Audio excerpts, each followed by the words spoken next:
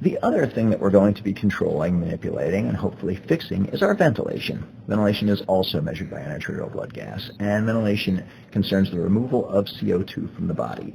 Now, the way that a breath is drawn, the way that a breath is taken, is an active process, but exhalation is strictly a passive process. It relies on the elasticity of the lung. So if you think about taking a new, fresh balloon out of a bag and blowing it up, it takes a little bit of force to get the air into that balloon, but as soon as you let go, if you were to let it go, it would do that ever so satisfying shooting around the room.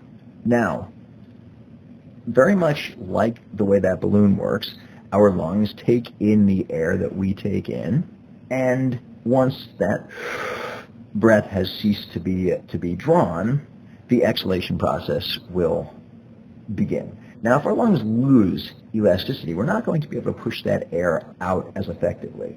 So let's go back to that balloon that in your head you blew up and let go of, and let's say that we've done that 400 or 500 times. The balloon is no longer going to be able to do the satisfying motion around the room. It's going to it's just going to sit. It's going to be able to take air in, but it's not going to have that ability to recoil. That recoil, that elasticity, that's what we need. That's what we're looking for.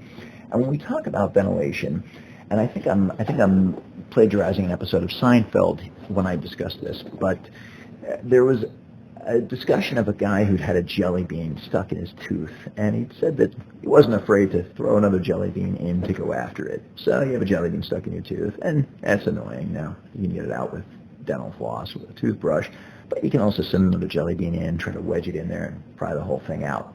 Now, that's basically the way that our lungs work. That's basically the way that we remove CO2 is by taking in a deeper breath. The deeper breath, ideally, will be exhaled. CO2 will be removed. That's why when you rush up a flight of stairs, you'll notice your breath becoming a little bit deeper. You'll be taking deeper breaths to blow off more CO2, to ventilate a little bit more thoroughly. Now, the amount of air that we take in is a big driver as to how much ventilation is actually happening. Now, the reports that I'm getting on these COVID patients is that they don't have as much compliance. Their lungs don't have as much ability to take in volume, to take in gas. And consequently, if they can't take in as much gas, they will not be able to expel as much CO2.